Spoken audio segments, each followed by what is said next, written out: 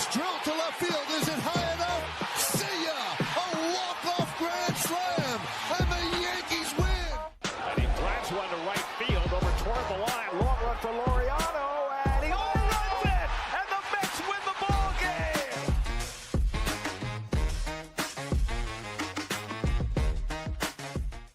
Episode 81 of The Burrows. It's a World Series episode. We haven't done one yet, but here we are now doing it. Kevin Bunk, Michael Merlo, Jack Sargent joins us, resident Dodgers fan for us. We'll be doing some BTO content too throughout the offseason. But we have a 3-2 series here. I said Dodgers in 6. That's out the window. Mike, you were pretty high on the Blue Jays here to start this series. You tried to shut up the people who said this is going to be an easy sweep for the Dodgers. This is going to be another cakewalk for them. And now we're here. What's worked for them through 5 games? I was laughed at, Kevin. I was laughed at when I told people that I believe the Blue Jays had a chance in this series. The one thing that is working for them, well, it's not one thing, it's a bunch of different things. But what has been working for this Blue Jays team, is they put the ball in play. They put the ball in play. They don't strike out. They play the game the right way. They move guys over. They take extra bases. They're aggressive on the base paths. They play really good defense. And the pitching has been really good in this series, and it was good even in the American League Championship Series. They just play a clean brand of baseball. It's exciting. It's refreshing to watch. And they are this good. And they're a game away, Jack, from eliminating a team that nobody thought was going to be eliminated. To be honest with you, Mike, I'm glad that you said that because I didn't talk to you guys all that much in the lead up to the World Series about how I felt. I thought the Dodgers would win this series in 6 games, but I didn't think it was going to be the cakewalk that the national media thought that it was. And Kevin, there was certainly something to your Dodgers kind of coasting through the regular season point, because they definitely did do that with starting pitching. 100%, they held back the starters as long as they could to make sure that they were ready for a postseason series, and that's why you've seen Snell especially go deep into a lot of games. But this was a lineup this entire year that has been very subpar, and honestly, the Dodgers are hitting 277 in the postseason, and somebody made a great point about this on Twitter last night, that 277 includes the 307 that they hit in the wild card series against the Reds, which kind of should be completely ignored because the Reds weren't a real baseball team. The Dodgers have been masked by elite pitching performances. And the thing that the Phillies couldn't do, because the Phillies strike out and try to hit home runs a lot, and the thing that the Brewers couldn't do, because they're just not a good baseball team, is get a starter to go deep into the pitch count before the 6th inning. You get a Dodgers starter out of the game in the 5th or 6th inning, that exposes that bullpen. The reason that the Dodgers have been as successful as they have been this postseason is because they've been able to hide the Blake Trinans and the Anthony Bondas behind Sasaki and elite starts. And that's why the Dodgers are in this position right now. The offense hasn't been great this entire postseason. It just hasn't mattered because the pitching has been outstanding. I think that the most disappointing thing when you look at the layout of how Dodgers in 6 was supposed to take place was Yamamoto wins 2, and now Snell was supposed to win one of the 2. What do you guys think of his World Series performance so far? I thought he was good last night. I thought after getting punched in the face with the 2 home runs in the 3 pitches, I thought he bounced back and gave them a really good start. Like Jack mentioned, Roberts did not want to go to that bullpen, so he pushed him as far as he can. What did he come out with, like 116 pitches, I think it was. So he really pushed him as far as possible, came out with a runners on the corners with 2 outs, and the bullpen couldn't do anything. We know about how bad they are. So, yeah, I thought Snell, after getting punched in the face last night, was really good. I tweeted last night after I think it was in the 2nd inning or something like that. I said, Blake Snell, or I tweeted, solo shots don't beat you. And I wasn't immediately worried about giving up 2 solo home runs in the 1st inning. It was like, okay, the thing I've been saying about Vlad this entire series is when he hits one out, just make sure nobody's on base. And that's not the conventional way of doing that. But 2 solo home runs in the 1st inning is, if that's a rocky start to a game, then okay, you live with that. You as a starter, put your team in a position by limiting the damage in the first inning, and that's what Snell did, and he bounced out of it really, really well. He ended up being charged with 5 runs, but that run in the 3rd inning that Teoscar Hernandez, I think it was the 4th inning, whether it was the 3rd or 4th inning, Teoscar Hernandez played a single into a triple, and then the Blue Jays were able to get the run in on a sac fly. You were talking about how they put the ball in play and play the game right. That's what happens when you put the ball in play. You expose a suspect defensive right fielder who gives you 2 free bases and a free run. By the way, is he the worst right fielder in baseball? That's I think he's worse than Soto. I think he's worse than Soto out there. Defensively, of course. Defensively. Yeah. I think you can make that case. And it's funny because Dodger fans want Teoscar Hernandez gone. Which I think is a little bit of an overreaction, but Teoscar Hernandez is so bad defensively in right field. The Dodgers just have to stick him out there because there's been injuries to all the infield positions and the DH is gone. So Teoscar Hernandez has to play the outfield. I think the 2 lowest qualified defenders in the league in right field this year, Castellanos was the worst and Hernandez was second. He's been He's that bad. Like, you watch him and you're like, he's that bad. And he's, by the way, he's a terrible base runner too. Terrible base runner. The only thing the guy could do is hit, and he's great at it. But the only thing he can do is hit. Yeah, no, he's a sub 260, 30 home run, 100 RBI guy who plays no defense, runs no bases, and strikes out a lot. Which is funny that I am not one of those people that's pounding on the drums of get rid of Teoscar Hernandez. And the reason I'm not is because that's not the way that the whole Dodgers lineup is constructed. How about Vlad, guys? Vlad's having one of the greatest playoff runs of all time. He's up there in the all-time total bases in a single postseason. He's now tied for 4th in hits in a single month in October with Altuve and David Freese. These are not names that are October pushovers.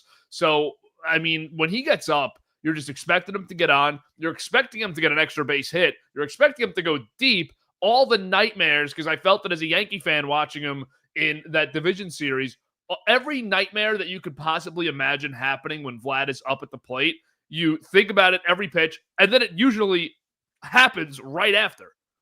Second in hits and total bases, like you mentioned, in postseason play. He's tied for second with a bunch of guys with 8 home runs in a single postseason. It is one of the greatest postseason runs we've ever seen. He is that clutch. He has been that great. It is incredible for a guy that, was fine this season. I don't think fully lived up to his $500 million contract. Hit close to 300, if not 300, 848 OPS. Wasn't this great regular season, but what a postseason, making you completely forget about what he did in the regular season. Yeah, I'm going to be surprised. I was extremely surprised in that 18-inning game that the Dodgers got away with him coming up to the plate as often as he did. And that's been the trade-off. He has hurt you in every game the rest of this series, except for the Yamamoto start and the 18-inning game. He has been doing damage the rest of this series. And I get that's the trade-off for holding him. I think he was 1 for 9 or 1 for 8 in game 3. He's hurt you in every game that wasn't Yamamoto's complete game. He's a lock to be World Series MVP if the Blue Jays win this series. I don't care if he does anything in game 6 or game 7 if it happens. He's just put himself in that position right now. 100%. Who else would it be, though? You had the argument with Springer in the last series. Springer had the big hit. Yeah. Who else would it be? Unless if Vlad, say they win in Barger, 7, Barger's been great, but say they win in 7 and Vlad goes 0 for 8 the rest of the way, 0 for 9 the rest of the way, and somehow YESAVAGE in game 7 gives you like 4 insane innings to win the game. Maybe him. Barger's another name. Kirk has to go on an absolute tear and have 2 games of being great with Vlad being terrible. So it's Vlad. I also, can we bring up Kike Hernandez for a second on the other side? We've talked about it before, but it just makes 0 sense. This makes no sense. With Stanton and the Yankees, we know Stanton's been a great postseason player, had a good regular season this year, not so great of a postseason, but in the past, you're like, all right, hurt, doing nothing in the regular season, postseason comes around, and he's this elite player. And Kike's never been this elite player. So when it happens in the postseason so consistently, it's like, what the hell is going on? Yeah, he's made it count. And the thing about Kike Hernandez, numbers-wise, he's not having that great of a World Series because he's 4 for 19, 211 average, but he's got a home run and 3 RBIs, and he's driven in runs in all three of the Dodgers' losses in this series. Home run last night, sac fly in Game 4, and he got the scoring started in Game 1 with a single up the middle. So, again, Kike Hernandez is this is why he's on this rotation. And I'm sorry, this is why he's in this lineup, because he has just been doing this his entire career. And Pius gets benched too, which was big. Dave Roberts, the only thing that I still consistently criticize Dave Roberts for, he gets killed on Dodgers Twitter. And I don't know how often you guys find yourself on Dodgers Twitter, but everybody wants Dave Roberts fired. Like the fan base, I'm not saying the fan base, but there are portions of Dodgers Twitter that want Dave Roberts fired for this series. He has not had a bad World Series. The one thing that he is guilty of doing is he has his guys and he likes to stick with his guys and give them chances to try to show that they can perform. And sometimes it bites the Dodgers. He's done it with Blake Trinan, and he's done it with he was doing it with Andy Pages. And finally, after the disaster that has been this postseason for him, 4 for 40 something. I hope we don't see Andy Pages the rest of this series, because he has just been an automatic out in a lineup that has 3 or 4 guys that you're kind of feeling like they're automatic outs. Mookie Betts has been a complete non-factor in this series. And when you take a look at the lineup, the guy hitting immediately in front of and immediately behind Ohtani are not doing anything. So you're able to neutralize Ohtani in the games when he's been good, but outside of Game 3, Ohtani has been just okay. I was having this conversation with someone about Dave Roberts the other day and how Dodgers fans really don't love him as a fan base. And this is a guy with 2 World Series rings now, playing in his 4th. And it made me think, like, he and Aaron Boone are in a very similar place with their fan bases, because before Roberts got the ring, it was always about how he didn't utilize the team and they had the best rosters and they always come up short with this huge payroll. And I was thinking, if the Yankees won a World Series, fans would not love Boone now. If they won it next year with him, he wouldn't just become this celebrated guy. They'd probably still want him fired. I feel like Roberts is in that boat. I think so. I don't think that fans, as a total, like, Joe Torre is celebrated with the Yankees. I know he won 5, or 4, but like, let's just think about it with Boone. There's no way, if they win the World Series and a year later get bounced in the championship series, there's no way fans just love Boone because of that. That's a great point, and I've never thought of it that way, but that's 100% accurate. That Dave Roberts is very Aaron Boone-like, except he's got a couple of World Series rings, but the fans are like this fan base, and I'm not going to sit here and say, oh, the Dodgers are a tortured fan, because they're not. The Dodgers have been to the World Series 4 times. You think? You think? I mean, but Dodger fans, they are as brutal to Dave Roberts as they are because of the 2019 NLDS, the 2022 NLDS, and the 2023 NLDS, which the latter of those 2 weren't even on Dave Roberts. The offense just completely disappeared in those postseasons in the same way that it's doing in the World Series. This is exactly what happened to the Dodgers in 2023. The offense, which had everybody on this team except for Ohtani and Teoscar Hernandez, just did not hit. Nobody hit in the 2023 NLDS. That's why the Diamondbacks swept the Dodgers. And the same thing is happening in the World Series. But this isn't on Dave. Dave hasn't lost a postseason series for the Dodgers since the 2019 NLDS. And that might have been the only series that you can actually say, yeah, that's the series that Dave Roberts lost. He is not the problem. Real quick on the Dodgers, because, I mean, players have to make plays for these managers too, and I always try to emphasize that. Mookie Betts looks terrible, and there's a lot of different points in the season where he looked awful, and I know they had the thing to start the year with his health where he lost all that weight, and it was obviously a difficult start for him physically, mentally, to get going. One of my favorite players of all time, one of the best players of our generation. He looks like he's entering serious wash territory this entire season. It's not just taking this week out of context. And I'd be really spooked. You know, the Dodgers will make it work, but I'd be spooked about that contract. Is it going to be this 1 year thing? Do you think, honestly, Jack, or is it going to be something that lasts? I think, like, I have more questions than I think even a take on it, because I didn't watch him all year. I know he figured it out, in the last month there, and started to really play well early in the postseason as well. But, like, is this something that is going to linger, I would say? And I'll just add quick before Sarge goes. Like Bryce Harper, I feel like we saw a definite regression year, and there's a little bit of a trend the last 2 years now. Mookie, this is such an outlier that I don't know where next year goes. It's not like this slight drop off now 2 or 3 years in a row. This fell off a cliff for 75-80% of the season. But Harper, you could live with, especially with that production and that number. You can't live with this production at that number for Betts.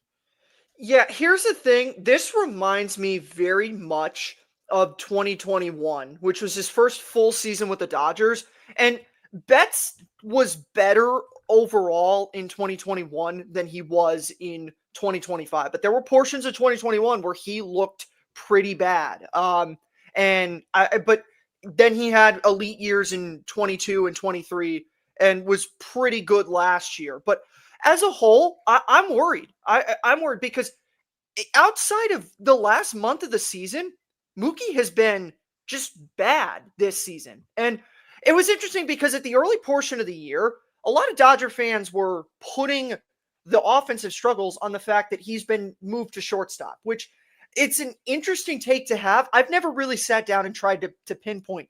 Is changing a defensive position that much of an impact offensively? And I'm not going to sit here and say that's the reason this is happening. But to your point, Kevin, I don't think it's impossible that we're seeing the beginning of a fall off for Mookie Betts. And it makes 2026, win or lose this World Series, it makes 2026 a make or break year for Mookie Betts, because he is probably in the last couple years of his prime, and everybody's different. So maybe his prime was from 2018 through to 2023. And he's just falling off of his prime earlier. But, at that number, it is 100% something that you have to be worried about if this is a sign of things to come for him. Because I'm going to attribute the month of September as 1 month in what has been a awful year. All right, I have another topic I want to go to if we're good on Mookie there. Yeah. YESAVAGE, I mentioned him once. What an introduction to Major League Baseball for TREY YESAVAGE the last 4 weeks, because he is absolutely nails. Last night, he was unbelievable. Against the Yankees, he was unbelievable. He didn't even know before the postseason if he was going to be a starter in this rotation in the playoffs. They needed him because of injuries. Thank God for the Blue Jays. They needed him because of injuries, because he's been their best pitcher by far. And this just feels like a guy whose name we're going to be saying for the next 10 years, talking about him in Cy Young conversations, in big game conversations, because he has been unstoppable in these big spots. TREY YESAVAGE, 12 Ks last night. What a job. He was just so locked in, so in control, made the one mistake to Kike there. Just everything about him last night was unbelievable. And, he was good in their first start. He was okay in the first start. Obviously good enough to win. You talked about how great he was against the Yankees. It's just an unbelievable story. One of the best we've seen in a little while.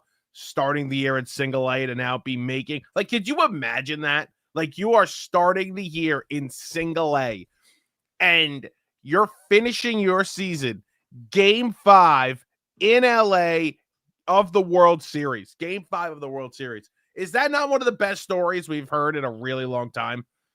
This is why you love baseball. This is why you love baseball. I will say, he just shoved on my team. It shoved against my team in the World Series. Add insult to injury, he's also an ECU Pirate, which not something that I love to see. But I mean, you guys were watching the game last night, and the names that they were throwing out on the broadcast in terms of who he was matching was incredible. That he was the youngest pitcher since Smokey Joe Wood, who was on the teens Red Sox, to strike out 12 or more in a World Series game. The most strikeouts by a rookie. He passed Don Newcomb's record from the 1949 World Series. I mean, these are Hall of Famers. And I'm not saying that TREY YESAVAGE is going to go on to be a Hall of Famer, but when you're and he was, I think, the third pitcher in World Series history to strike out 11 plus batters with no walks, joining Don Newcomb, who I already mentioned,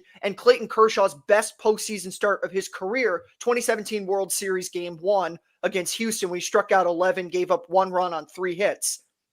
I mean, TREY YESAVAGE did things that we have never seen in the history of baseball. And I've said this several times. The thing you love about baseball is this sport is 125 years old as far as Major League Baseball and the World Series era is concerned. And you're still seeing things that you've never seen before. And this is something we've never seen before. A rookie striking out 12 in a World Series against one of the, on paper, best lineups ever. Speaking of historic pitchers, my boomer take of the day. Sandy Koufax is sitting in the second row at the World Series behind Meghan Markle. Yeah, Really? I mean, listen. We got a problem there. Sandy Koufax should not be sitting in row 2. I know it's a damn good seat, but come on. I saw that on Twitter this morning. Maybe he likes that better. Maybe that's my thought. Maybe it's easier access for him to get up and down. Like, do you think there's any scenario where the Dodgers, who are obviously a Class A organization, get a call from Sandy Koufax and he says, "I'm coming to the game. I want to sit in the first row," and they say, "Booked. Meghan Markle's sitting there, but you're in row 2." No, I think right? I think he likes row 2. It has to be. There's no way. To be honest with you, if I'm remembering back from postseasons, that's usually like I'm thinking of 2018 in my head when he was applauding Walker Buehler walking off the mound after 7 innings against the Red Sox. I think he was sitting in row 2. I think so. Those might be his seats, anyways. Yeah, those could be his seats. I think those are his seats. If this was like Mets, like Tom Seaver's still alive and he's coming to the postseason games, then we could have the discussion. But this is the Dodgers. They know what they're doing. They know how to treat their alumni. Yeah. And Mets postseason games, that doesn't exist. Right. And like Yankees, like they probably have A-Rod in the bleachers somewhere and then Jeter's behind the plate, even though he's the real reason why they won the World Series. Can we have this discussion for a second? A little bit off topic. I do want to get back on topic at some point, but a little off topic. I am a huge Joe Davis fan. Like, huge Joe Davis guy. Okay, I think he's unbelievable, not only on baseball, and he's the voice of baseball now, and I think will be for our generation, but I think he's great on football too, really good. I've seen some people that believe he's being biased. Now, of course, he is the Dodger play-by-play guy, but I have seen some people in the Toronto area, Toronto fans, get a little upset that some of the home run calls have been a little biased. I've heard some of them. I don't personally agree with them, but I'm going to try to make this as quick as I can with this take. But first of all, I'm convinced that if modern sports fans lived in the 70s and 80s, they would hate every single legendary broadcaster because home run calls never, like, play-by-play broadcasters never used to get super excited and animated when home runs and big moments in games happen. And I think it's good. I'm not someone who's going to say, oh, what Joe Davis does is not good. I think modern broadcasting works just as well as the way that they used to do it. But Keith Jackson would be very quiet whenever there would be home runs that were hit in the ABC days, even Al Michaels to a lesser extent. Just to cut you off, Bob Costas got forced into retirement last year by Twitter. Like, he was so docile and quiet because that's how he's done it for 40 years. And probably one bozo on Twitter who's never listened to him call a game was like, this guy's got no juice at all. And then everybody ran with it, and he's never calling a game again. But it was also like different. Like, I understand like going back to like his days and how he used to do games, but he was also just like terrible in those games. Like those Royal Yankee games. Yeah, but he didn't awful. get anything wrong either. And just to Sarge's point, and while I agree with you, I prefer to listen to Joe Davis, But like my favorite ever is Joe Buck, and he doesn't bring an incredible juice to the games, not even to the level that Davis does. But Costas, if that was boring, you would have found a lot of guys boring in the era of the 60s and 70s where it wasn't this like real rah-rah broadcast call. It's not a rah-rah broadcast call, but like Al Michaels now to what he was 10 years ago on NBC doing, I know it's different sports, but like Al Michaels was at the top of his game. Like Al Michaels was easily the top play-by-play guy along with Buck, at least doing football. And now it's completely different. And I just think it's because he's old now. He can barely walk. It's not because he's going back to his old style. Second half of my point, though, but just very quick, I'll put a ball on this part. I was listening to some 70s and early 80s World Series with Keith Jackson, Vin Scully, Dick Enberg, Al Michaels, and I had that thought. But my thought, and people on Twitter, losers on Twitter, were saying, "Oh, Joe Davis is freaking out over a fly out to the warning track in the World Series because it's his team that he broadcasts for." Brother, put yourself in Joe Davis's position for a second. You have dreamed your entire life of being the voice of the World Series. And you get that. And it is a World Series extra inning game.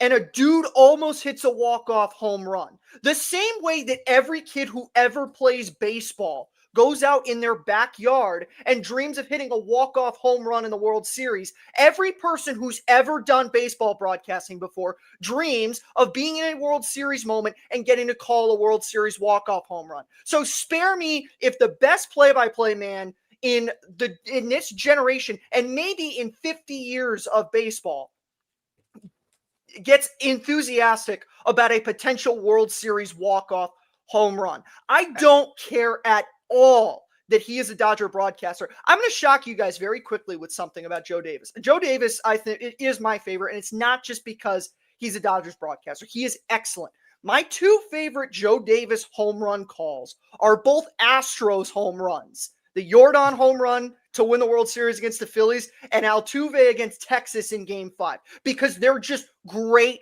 baseball calls. And I hate the Astros, but Joe Davis crushed those and crushes every postseason series that he does. And the home run calls, like they did like a side-by-side of each home run. So they did it, Blue Jays, Dodgers, Blue Jays, Dodgers.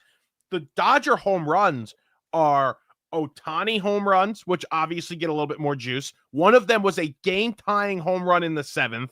And the Blue Jay home runs are homers in the 1st and 2nd inning. The grand slam, which I thought he was enthusiastic for, put the game away.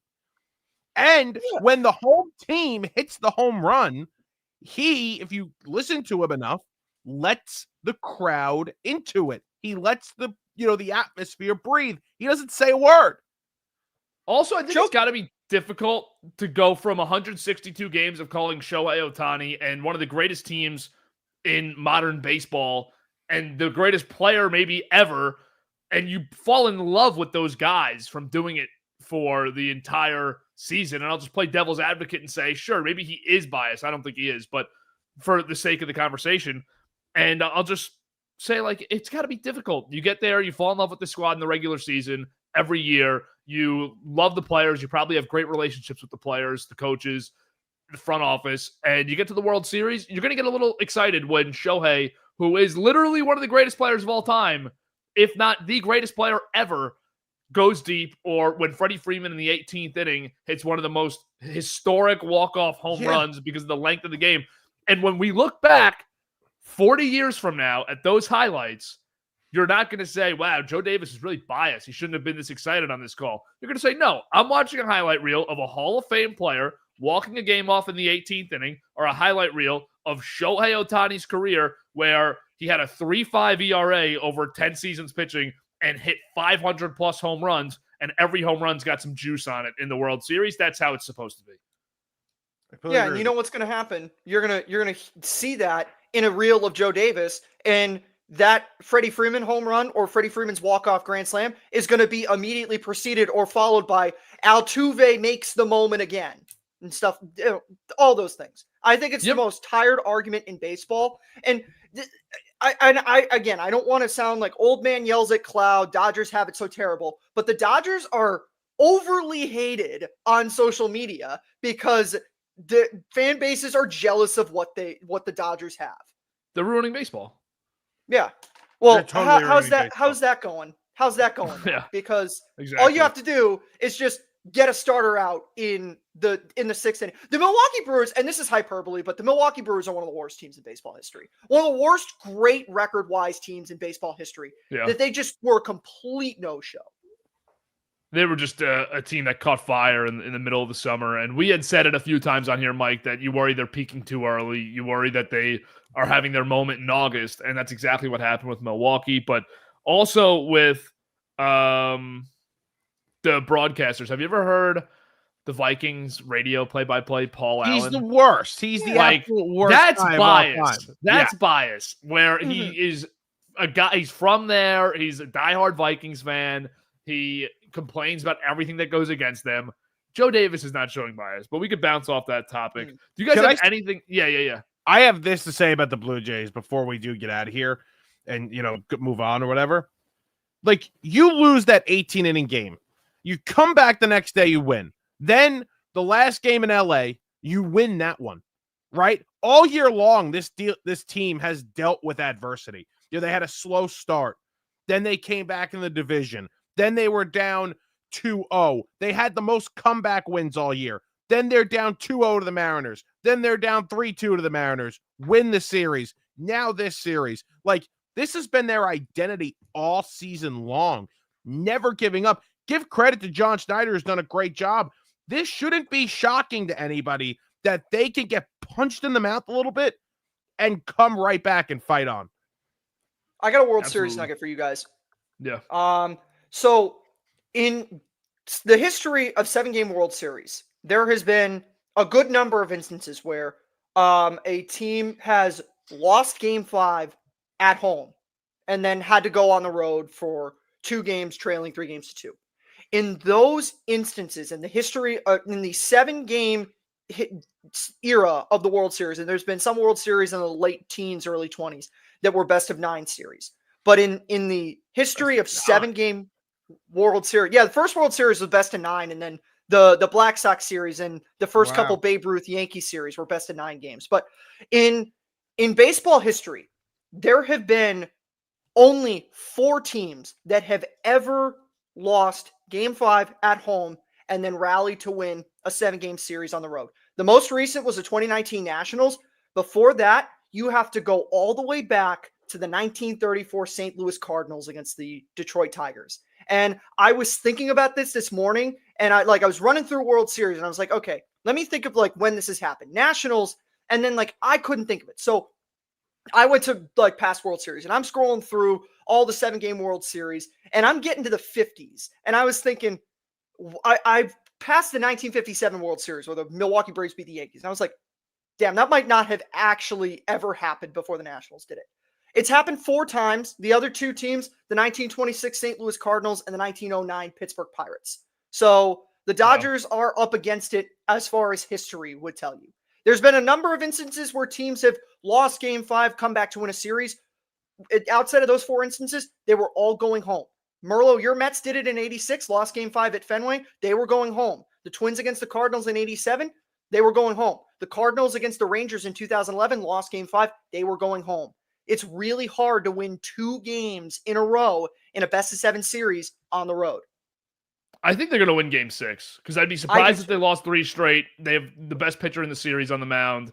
I don't love Gausman in the matchup against the Dodgers, but Game 7 is going to be a grinder. And baseball really needs a Game 7 here. I mean, it would just be an electric game. Can we get a Game 7? Can we rig Game 6? Can we get Chauncey Billups and Terry Rozier out there? Let's rig this. Let's get Scott Game Foster. 7. Scott Foster behind the plate. When's the last Game 7 we had? Was it 16? Have you had one since? 19. Okay, yeah. Now, who was the home team? Houston? Houston. Yeah. Yeah, because that was Nationals lost Game 5 in DC, went back to Houston, and they won 2 in a row. Yeah, we have a few minutes. Yeah, sorry. Yeah, you go, Kevin. I was just going to say I was going to switch gears. So you finish your thought. Yeah, that was one of those 4 teams that I talked about that was able to rally and win a best-of-7 series on the road. So I have one more thought on Toronto, because I've been hearing a lot of people, especially in the Yankee verse, saying, you have to build your team like this. You have to construct your team the way the Blue Jays did.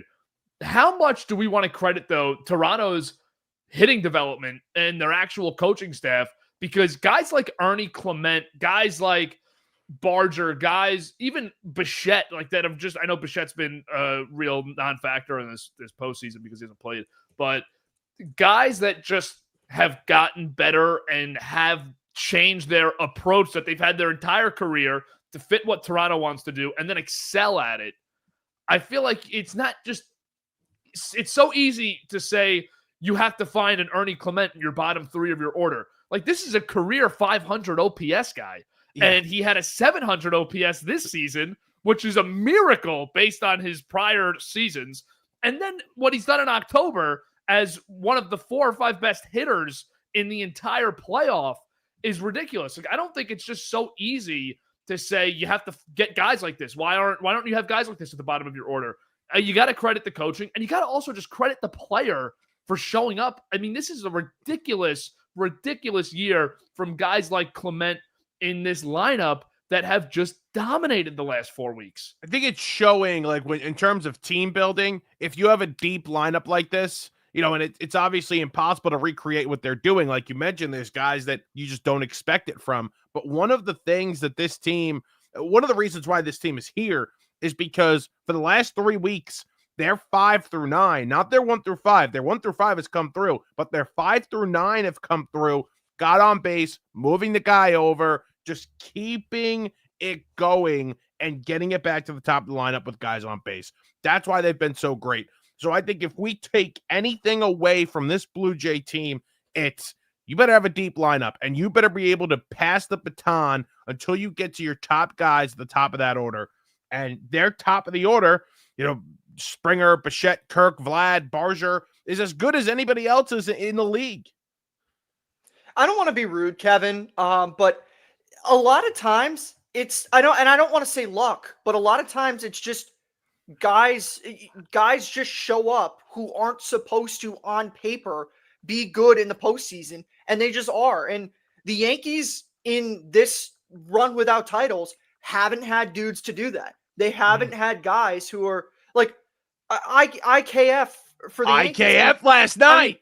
IKF has had a dreadful postseason overall, but like a dude like IKF for the Yankees is never one to lead the Yankees to a championship. And that's something that happened in you can say all you want about the imbalance in Major League Baseball at the end of the 1990s and early 2000s, which led to the Yankees being able to three-peat and having guys like Pettit, Clemens, Mussina in rotations. And I know Mussina never won a championship and stuff like that.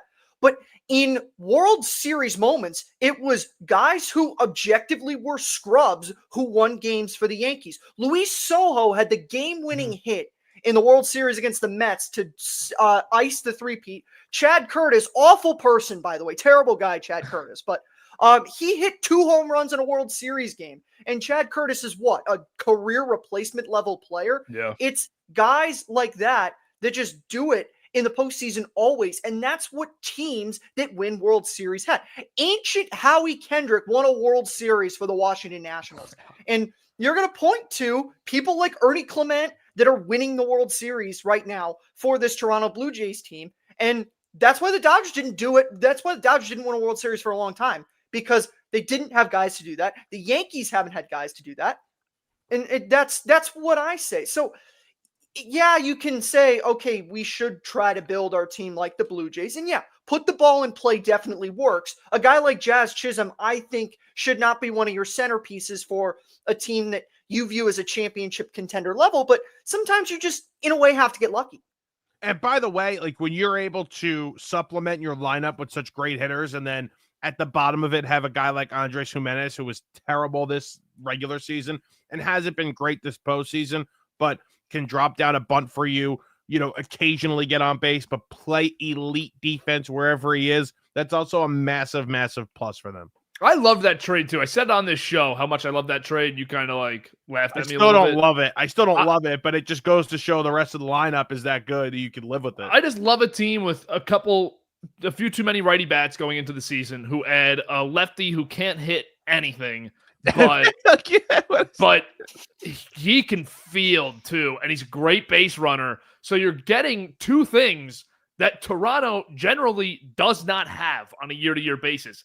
And who knows if something goes different in that Seattle series if Bichette's playing shortstop and Jimenez isn't, because Jimenez is a far superior defensive shortstop than Bichette. So who knows what happens if that was the situation. And on the topic of IKF quick, Mike's going to know that I'm an IKF guy.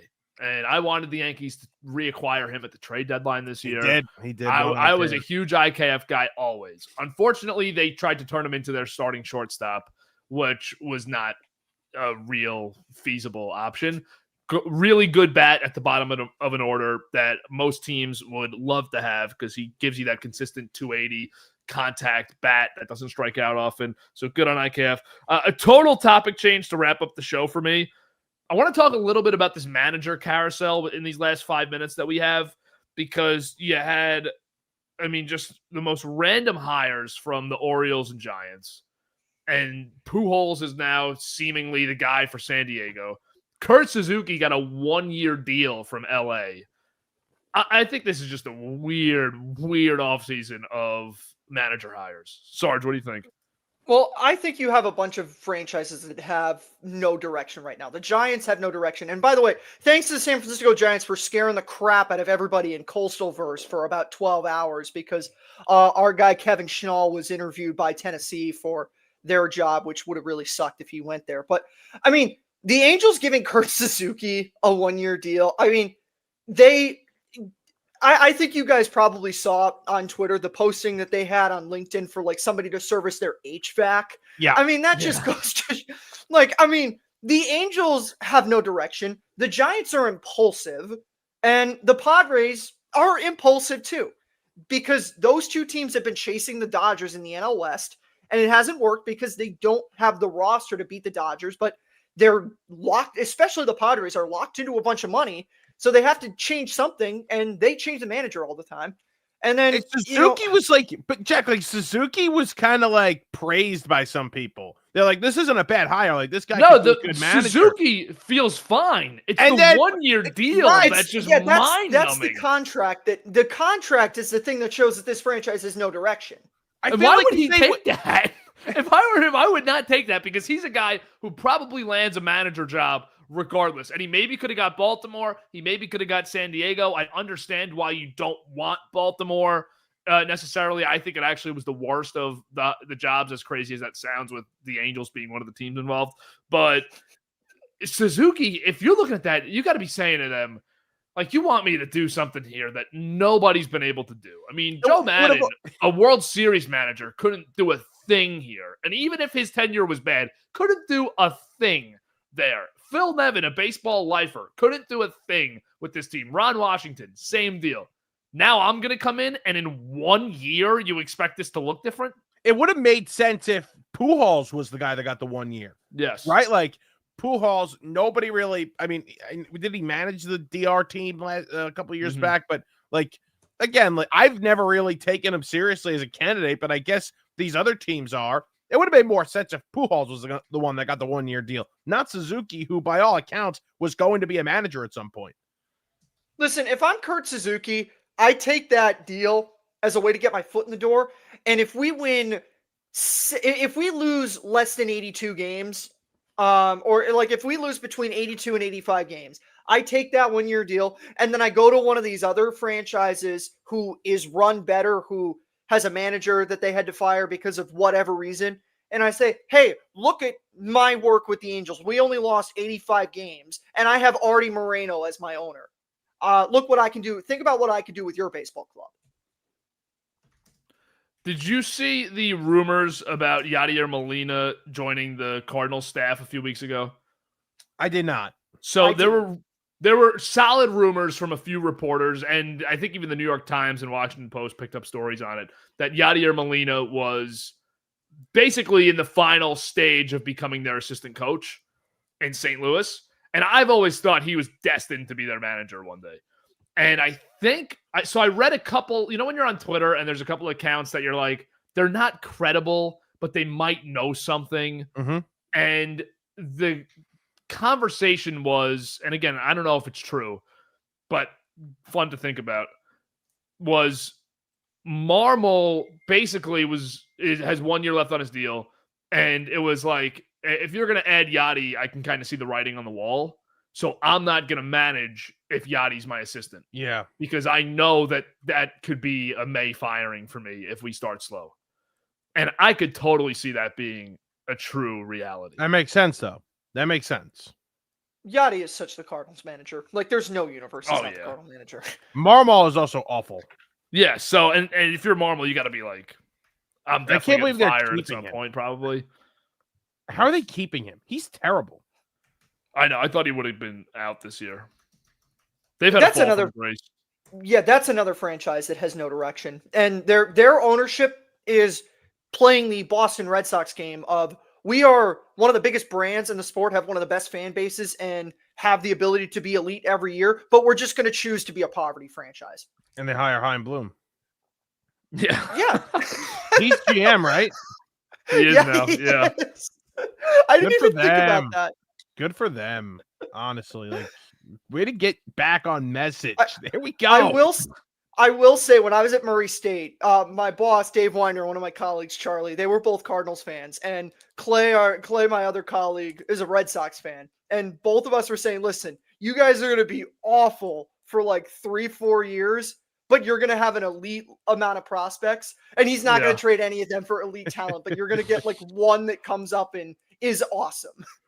Yep, that is the Chaim Bloom way. And right now for the Red Sox, they're better for it. All right, let's wrap it up. Thanks for jumping on, Sarge. Thanks for tuning in. Episode 81 in the books. Next episode we do season wrap-up, and then we're jumping right into Mets, Yankees, off-season budgets. That'll all be within the next 3 weeks. We'll get all of that done. We'll have guests on for each, and we'll do the same budget plan we did last year for the Yankees after the Soto signing.